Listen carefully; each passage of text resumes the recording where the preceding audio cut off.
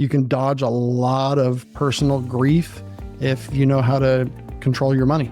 If you had $100 million, what would you do? You wouldn't do nothing. What would you do? What would you be passionate about? If that's your passion, do it. Pull the trigger on it. And if you really want to do it, if you have that drive, you'll find the time. You'll make it happen. No matter what you do for a living, you have to go home and be the CEO of your household. Become your own bank. Have somebody pay you for using your money instead of you paying someone to use their money. Welcome back to the Tim Teaches Podcast. I'm your host, Tim McCoy. Today, I have the absolute pleasure of welcoming Damien Rennie. Damien is a financial advisor, money manager, investor, business owner, and financial literacy teacher with Sky Oak Financial. The reason I brought Damien on here is because I deal mainly with mental health, and finances ties right into that, because if you got a jacked up financial situation, your mental health is not going to be good. So Damien, thank you for joining me. I appreciate it. Thank you. Thanks for having me. Yeah, you're 100% spot on with the mental health portion. I know for me personally, money is one of the only things I stress about. So if my money is in order, my life is in better order as well.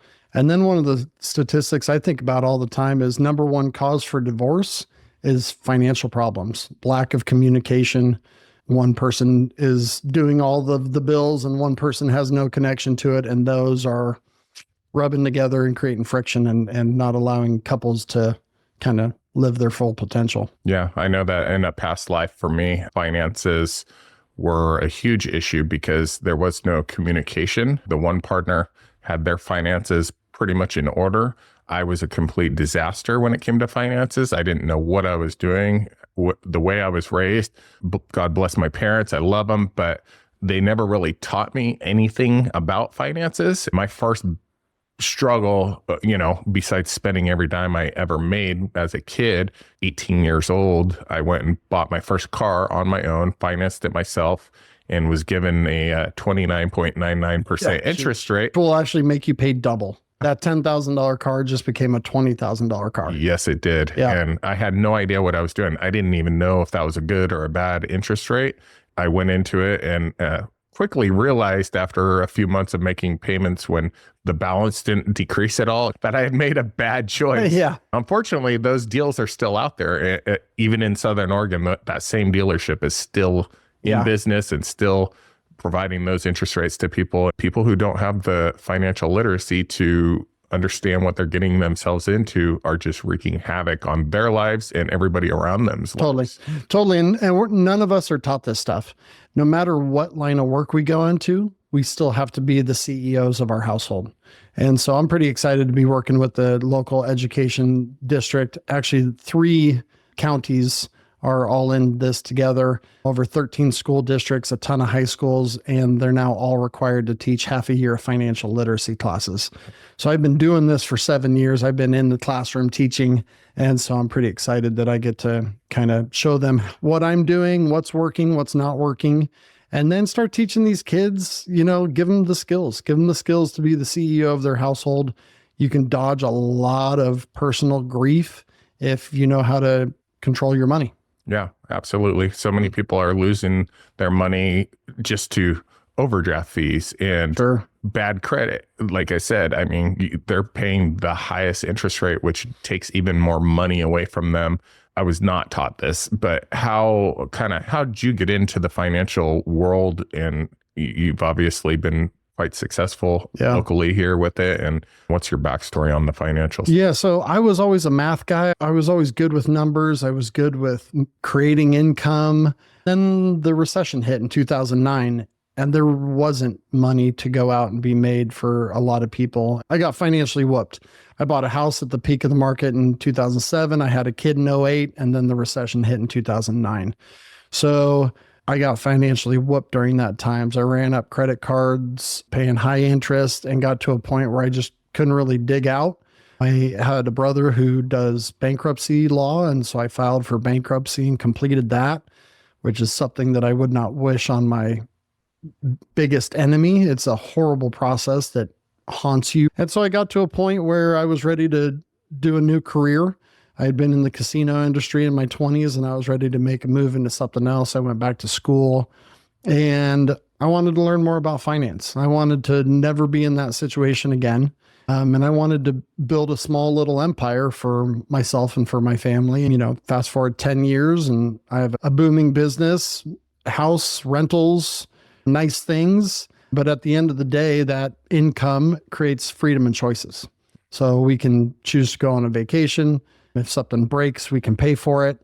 It creates a nice ease of life when you have your money set up straight. Started managing money, started doing investing for people, IRAs, 401ks, trust accounts, brokerage accounts, and been doing that for 10 years. And one thing that I really noticed in Southern Oregon is that most people need help with the basics. They need to pay off the credit cards. They need to save up. They need to buy a piece of real estate at some point, because what you find is everybody's complaining about prices going up. So you need to lock in that price for a piece of real estate. There's a lot of different options and a lot of great real estate agents that can help you find that. That credit card debt, get out of it as fast as possible. Save up some money, have some cash sitting in the bank. A savings account is your number one defense against credit card debt, right? If you have 10 grand sitting in the bank, you're not going to be carrying a credit card balance, right? So a little cash in the bank can go a long ways. And then at some point, you want to pull the trigger on a piece of real estate. Yeah. And I think that most people, they hear, oh, if I had 10 grand in the bank, I wouldn't have any problems. And I work this job and there's no way that I can have $10,000 saved up because every penny I earn is going out the door. To those people, I would say, I get it. I understand. I've been there before. I too have filed bankruptcy, 13, 14 years ago when I was a financial mess and, no money and too much debt. Yeah. But the way you dig yourself out of that, you got to get to at least zero to where you're bringing in more money than you're spending. And if you got to drive Uber at nighttime, if you have to deliver pizzas, whatever it is, if you need an extra $400, $500, that sounds like, oh, that's impossible. It's actually really easy to make that amount of money. To add an extra $1,000 to your bottom line every month is not that hard, but people don't want to put in the time and the effort to get there. And you have to put in the time. So if you're out there listening to this and you're going, hey, it feels like they're talking to me. First thing you need to do is grab a pen, grab a piece of paper, and complete a budget. Okay. So budget is pretty easy. Top of the page, you're going to have incomes. Bottom of the page, you're going to have all your expenses, and it's a lot longer list of expenses than it is incomes, right? But what I coach people to is there's two sides of this budget. So if you get to a point on the bottom side where you go, I can't cut anymore. I'm cut to the bottom, and you're still not coming up with a good budget, you have an income problem. You don't have a spending problem, you have an income problem. And there's a lot of people out there right now that have an income problem. They don't have a spending problem. So to your point, what I'm coaching those people to do is go find something that you like. Go find something that would feel like a good time. Don't go dig ditches. If you like wine, go pour wine behind, one of the winery counters and interact with people and have a good time. But do it for 10 hours a week and take all that money and throw it at your debt until your debt is killed. And the thing I would say about that is by putting yourself out there and getting that second job, you may actually be opening up another opportunity to something bigger, because if you're slinging wine or serving, you may have that customer that comes in and goes, man, this person's a hard worker. Hey, what are you doing? Would you like another job? All of a sudden you're back to one job making more money. Yes. Because you were willing to grind. It's all about dollars per hour. Yep. So if you're finding yourself in a tough spot, what can you learn? What tools can you put in your tool belt? Who will pay you more money per hour is going to get you out of that tough spot long term. A lady that I coached a long time ago, she was in a rough spot post-divorce, and she said, what should I do? And I said, well, right now you're bleeding money. You need to stop the bleeding. Go get a job, any job, doesn't matter. I saw her years later at an event, and she goes, you gave me some advice one time. I went, oh crap, was it any good? And she goes, yeah, it was great advice. And she kind of reminded me of the scenario. And then I remembered our conversation. And I said, well, tell me about what's going on now. Well, I got that first job. And then, like you said, somebody found me and said, come on over here. She moved up. And now she's making over $100,000 benefits, retirement package. And it's only been a few years. So a lot of times we have a hard time seeing past today. We have a hard time seeing past tomorrow or next week. Start putting in the work now. And in a couple years, you will be amazed at how far you've come. Yep. And I would also say, like, you don't have to get any ordinary job. Also focus on what makes you happy. What do you want to be doing long term? Like, because, you know, if you're miserable, you're not going to put in all the effort. There's so many different opportunities out there, but find a passion, something you're passionate about. I had a conversation with my wife. I'm like, if you had all the money, this is the other night, if you had $100 million, what would you do? You wouldn't do nothing. What would you do? What would you be passionate about? And, you know, it took her a little while, and she's like, oh, I would like to be in the health industry and helping people. And I would like to, you know, have a yoga studio. And I'm like, stop. You don't need $100 million to do that. Yeah, if that's your passion, do it. Like, pull the trigger on it. And she mentions, you know, well, I don't have time. And I call, you know, I call BS on that, because if you really want to do it, if you have that drive, you'll find the time, you'll make it happen. There's people who become doctors and they got 2 kids at home and they're a single mom. Well, I know the beginning of my career, you become a financial advisor, and that doesn't mean you're making a bunch of money instantly. That means that you have the ability to go build a book of business. Mm-hmm. In those first few years, people were not knocking down my door. My phone wasn't ringing off the hook. I had to go find other sources of income to pay my bills while I built this business. Fast forward 10 years and it's amazing. My phone's ringing. People are knocking on my doors. Referrals are rolling in, and that's wonderful. But that did not happen on day one. It was much different those first couple of years. And I had a couple side businesses that, you know, helped propel me along the way to get to that final destination. So it's not all Skittles and rainbows at the beginning. It's a lot of hard work. But, you know, if you find a goal that is worthwhile, you will make it happen. And a friend of mine says, we are exactly where we want to be in life, which has rung truer and truer for me over the years. I see people that are not in great spots, but they're also not doing anything to get themselves out of that spot. Yep. And I mean, I'm more of a woo-woo kind of a dude than you are, but I believe that God or the universe or whatever does reward hard work and understands what you want inside of you, and will give you that if you're willing to put in the work. It may not happen overnight. It might be 5 years down the road, and you'll look back and go, oh my gosh, I'm right where I wanted to be when I was sitting around dreaming about my perfect life. So you got to take a moment and look back and reflect on where were you, you know, and where are you now? Because I guarantee you've come a long ways if you've been putting in the work. That comes in a lot of things, you know. That can be physical bettering yourself. That can be monetarily benefiting yourself. Give yourself some grace. We all make mistakes. Yep. There's a lot of information out there, though, to do the research and get a little better. Yeah, definitely know about making mistakes. That's what I talk about in the financial literacy teachings. I made a ton of mistakes in my 20s, and it was super painful. I mean, I've shed a lot of tears over the financial mistakes that I made in my 20s.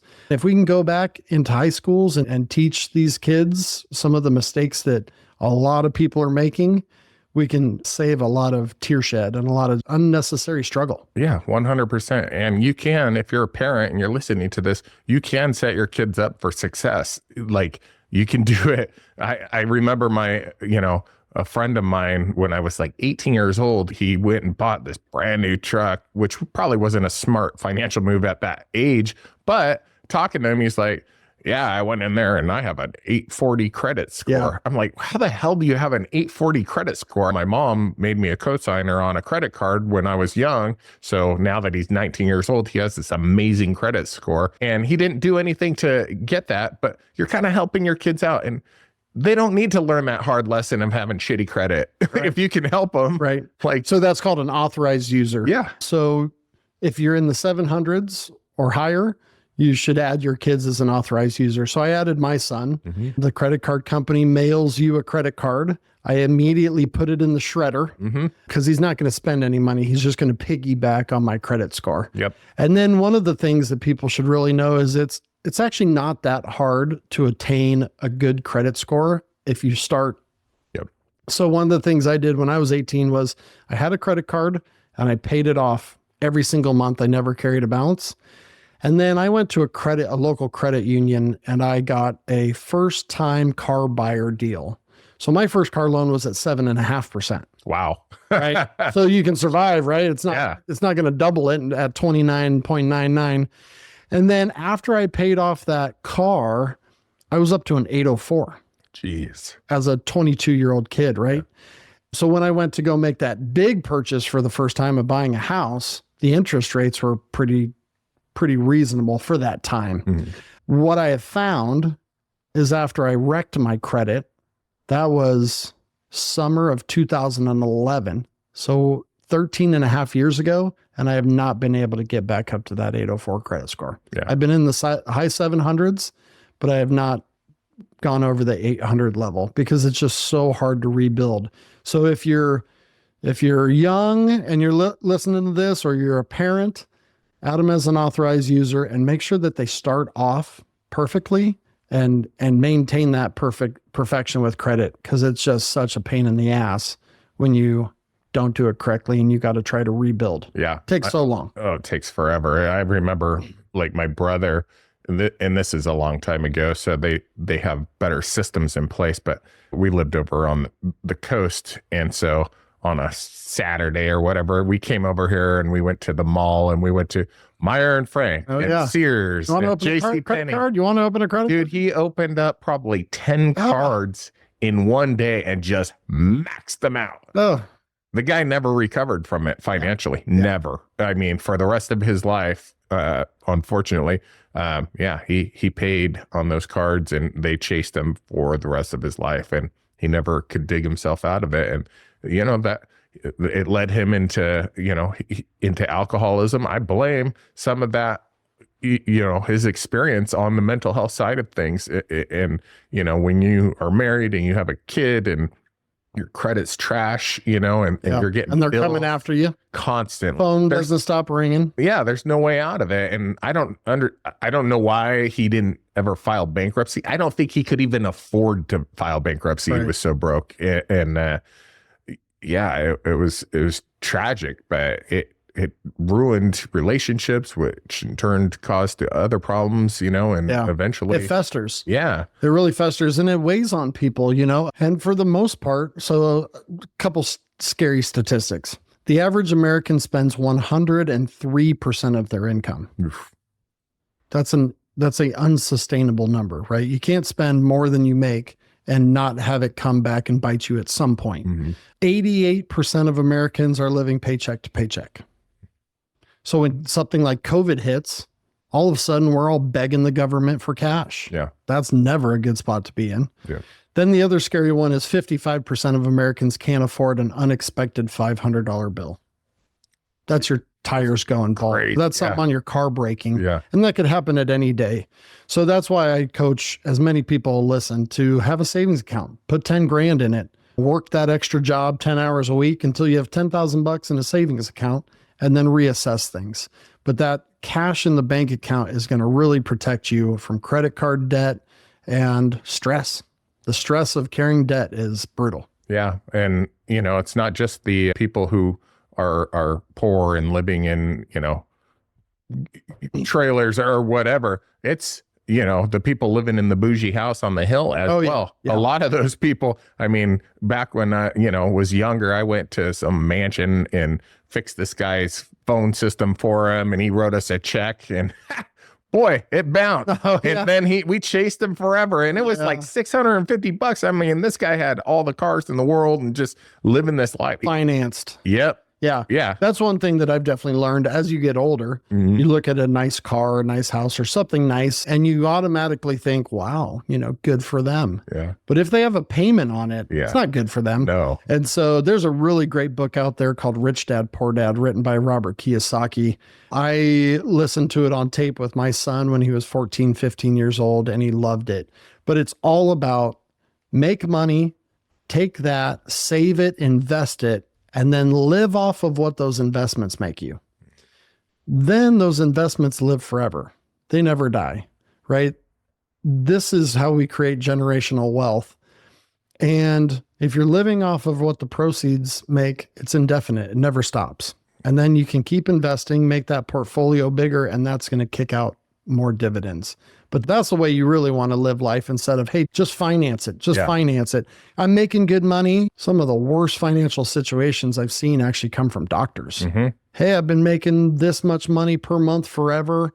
Nothing could ever stop it. And then all of a sudden something does stop it. Yep. And you got the big house, the nice car, you've financed everything, and you're totally screwed. Yeah. They think they're going to make that money for the rest of their life. And one divorce or one, lawsuit, medical claim, but it's not good. So I'm kind of in a weird financial situation myself. And I'm glad we're having this conversation because I had a bankruptcy when I was younger. And I think mine was 2012 era. I mean, I just got hammered. I got separated and, took on all the debt because I was like, get on out of here. I'll just take the debt. Whatever it takes to give. Yeah. But, after that and got myself out of debt and have saved money and I've never, haven't bought anything I can't pay for right then and there. I've financed a few things, but if I needed to, write a check. And besides my house, I'm not that rich yet.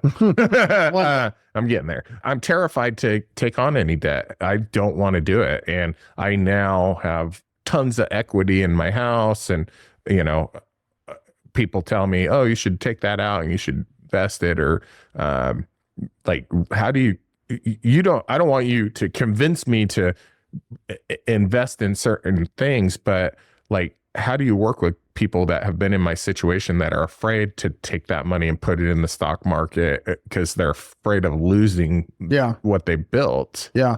So my philosophy is I don't try to time the market. Timing the market's really, really hard. And I'm not that smart is kind of how I feel about it. But what's been proven to be the best way to invest is called dollar cost averaging. So this is how I personally invest too. On the first of the month, I send money into my retirement account. And on that day, I log in and I buy my investments. And I do that on the first of every month. Now, the market's going to do its thing. It's going to move up and down. Over time, it's shown that it goes up long term.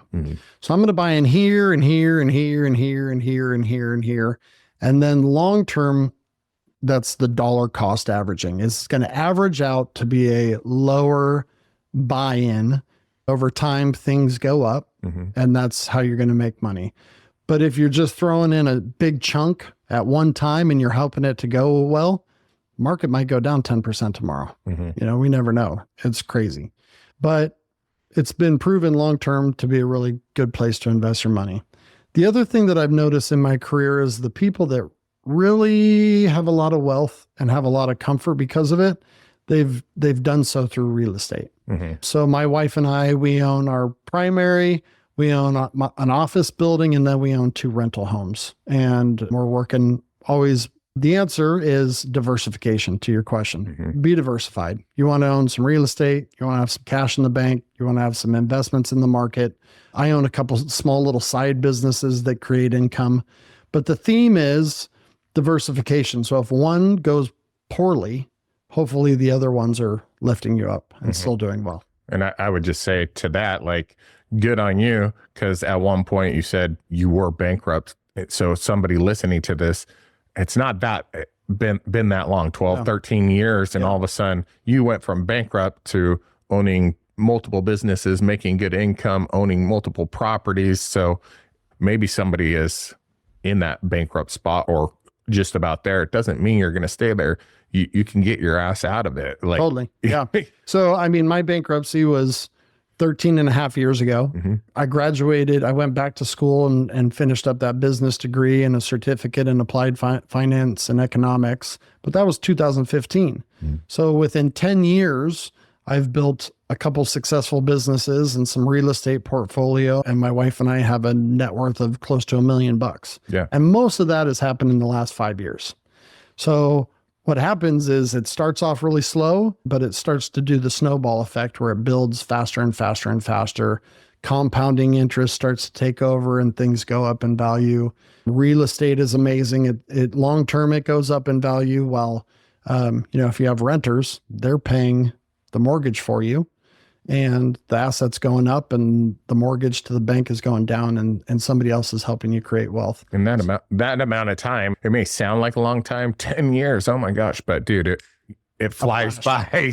Flies by. Well, and the thing that I thought about was in my late 20s, going back to school, you're going, oh, gosh, is it worth it? Mm-hmm. Well, I graduated at 31, which means I have 30 plus years of good working years in front of me, right? So if you're watching this video and you're thinking, I need to do something else, go do it. Pull the trigger, take the leap of faith, because you have a lot more life to live, and it's awesome to do it at an improved level. Yep. And so, I mean, I'm 44, almost 45, but I'm jumping into something new. I don't know exactly where it's taken me, but I do know I'm not going to be doing what I do in 2 years from now. Whatever that is, I'm out, and I hope it's this, because I love doing this. But yeah, you're going to have to pull the trigger. I'm 44, but I looked it up, and it's like Joe Rogan. I'm not going to be Joe Rogan, but he didn't start really getting, same hair, same good looks. But he I mean, he didn't really start popping off until I think he was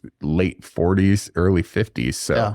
I mean, he's always had a career, but his podcasting career, which is his number one source of income, money maker, wasn't until his 50s. So it's not too late to start if you're watching this. Definitely. Yeah. So you're kind of doing the school thing, teaching kids how to do this. How receptive are they? Are they paying attention? They love it. I've been told it's one of the top 3 most popular classes at the school that I teach it at. I have really good feedback from students. I have good feedback from their parents when they meet me in passing somewhere. Kids are really curious about this stuff. I think a lot of kids see what their parents are doing. They see the struggle or they see the benefit. I think it's kind of a stigma that most parents don't talk about their finances with their kids. Yep. I think that's a huge mistake. Yep. I think we need to shred the secrecy of finances, and we need to bring the kids in the conversation. Perfect example. We had a family member going through divorce. Things weren't going all that well. They needed to move out and they needed to move into a rental. And we so happened to have a rental open at the time. What a beautiful thing to be able to do for a family member. Yeah. Hey, we know you're going through a tough time. Come on over, move in. And I remember my son asking at the time, there was a lot of movement going on in the house and such. And he goes, what's going on? And I told him the scenario, and then I said, and it was right after we had read Rich Dad, Poor Dad. I mean, the timing could not have been more perfect. Yeah. But I said, now do you understand why we need to get more solid financially? Yep. It's because then we can help more people and do more things for people. And so, I mean, what a blessing. Yeah. And so I've brought my son in on the conversations, both the good conversations and some of the bad conversations, right? Because there are those times where even myself, I want to take the family to Mexico, and I want to go on this trip, and I want to do this, and all the expenses add up at one time. And then my cash is kind of depleted. Mm-hmm. And so my son, I forget what it was that he asked me that he wanted to do, but I just said, I don't have the money for it. Yeah.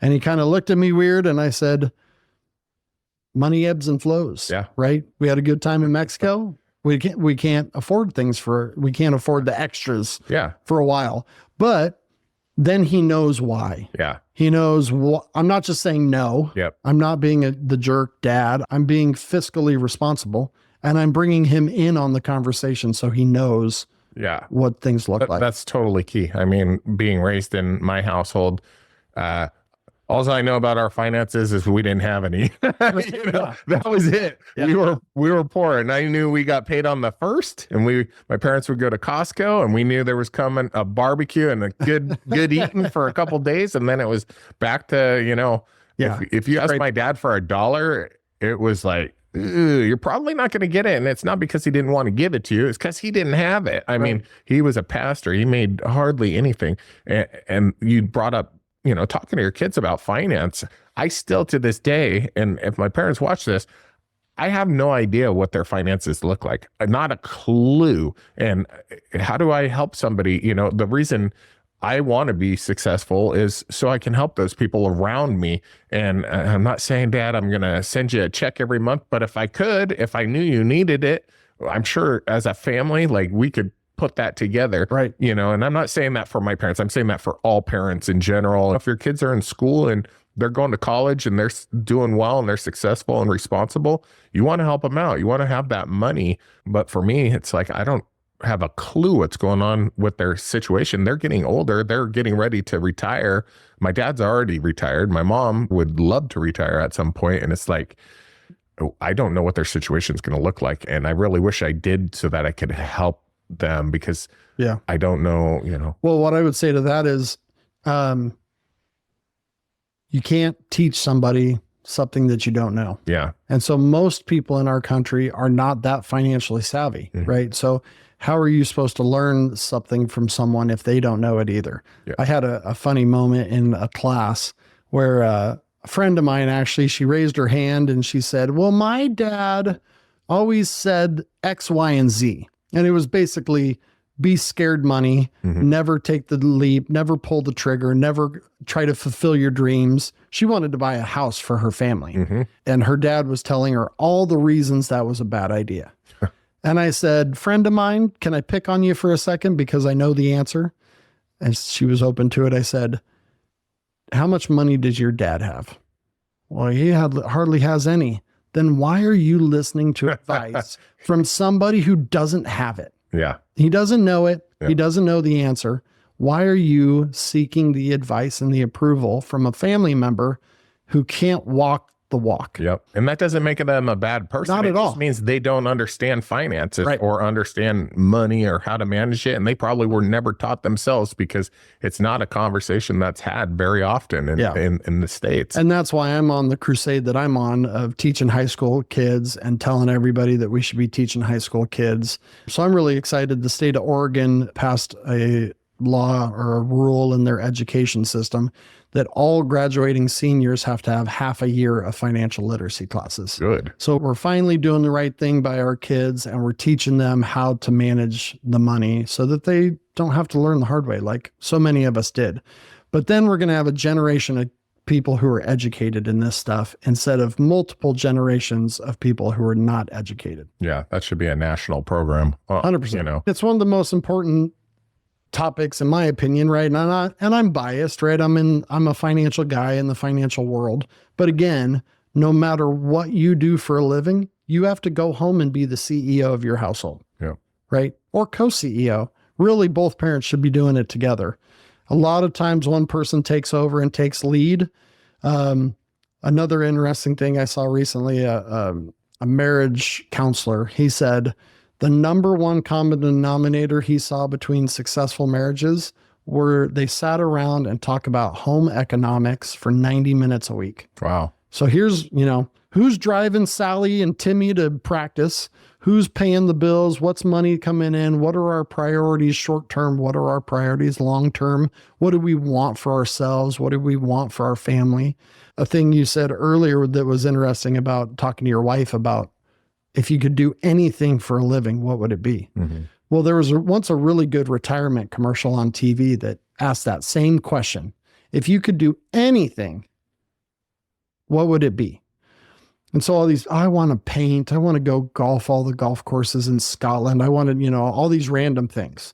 And they said, well, that's what retirement is. That's what you save up for, so that one day you don't have to work. And now you get to pay yourself to go do whatever you want to do.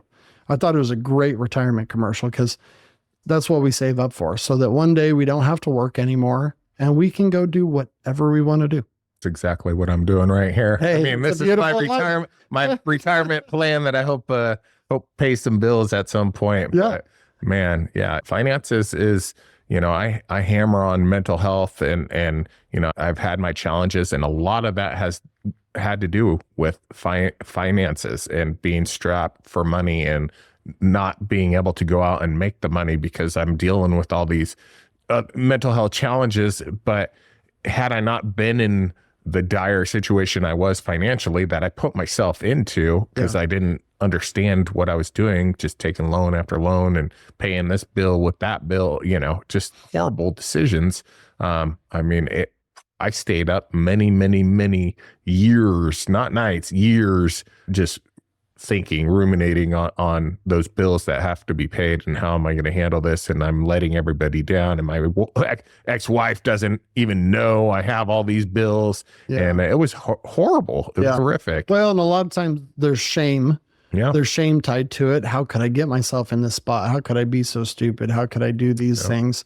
And I mean, the truth of it is it's a slippery slope. Totally. Especially if you're in a hard spot, you think, oh man, we need the groceries, we need the diapers, you know, whatever the expenses are. I'll just put it on the credit card and I'll pay it off soon. Yeah. And then the paycheck doesn't come or isn't as big, or there's another emergency expense, and it becomes a slippery slope really quick. Yep. Yeah. So one of the things, I was in a meeting earlier today, and because the numbers are still fresh in my mind, I think it's a cool exercise to think about buying a car in two different ways. Okay. First way, which is what most Americans are going to do, is they're going to go and finance it. Now, let's say you get a pretty good interest rate and it's 6% on the car loan. If you buy a $10,000 car, pay it off over 60 months at 6%, that car is going to cost you about $11,600. Okay. Now, if we instead think, hey, at some point I'm going to have to buy a car, maybe I should save up for the car. So let's say we take that monthly payment and instead we put it in the stock market that's making you say 8%, and we save for 60 months. We would have to save, I think it was like 137 a month. So not too much, but the total was $8,100 that you have to put away. Yeah. And the interest is going to cover that other 1,900. But the difference between saving up at $8,100 or financing at $11,600 is $3,500. Wow. Right. So something really, really small, that first car for 10 grand. Well, you know, you're going to want the car at some point. So go get a job at 14, start throwing money in the bank, or start throwing it in the investment account and build up to 10,000 instead of just going and financing 10,000 and paying interest. Yeah. That's crazy. I mean, you're saving money. You're only spending $8,100, and you're saving the $3,500 on top of it. That's compounding interest, or it's beautiful. Just interest. Yeah. Compounding interest. One way is working in the bank's favor, and one way is working in your favor. Yeah. So become your own bank. Become your own bank. Have somebody pay you for using your money instead of you paying someone to use their money. Well, Damien, I think we've hammered on a lot of different subjects today. You're the first real guest I've had in studio. Beautiful place to be. Thanks, man. Yeah, usually I'm over there and got all my stuff behind me, but I want to start having people in talking face to face. It's more of a real conversation. And dude, I appreciate you taking the time to chat with me. Good job, man. You're helping lots of people. It's a beautiful thing. I'm trying. If you found value in this video, leave a comment, like, subscribe, do all that stuff. But if people want to get a hold of you, what's the best way to get a hold of you, man? Skyoak.com, SKYOAK. Kind of a cool story behind our company is an oak tree is about halfway underground and halfway above ground. So while we are aiming for sky high returns, we're also rooted in safety, and we're trying to do the best thing for people at every turn. So if you're out there and you need a financial advisor, look for someone who is a fiduciary. That means they're going to do the best thing on your behalf every time. And you can always find fiduciaries at Skyoak. All right. Appreciate you coming in. Thanks, Tim. Man.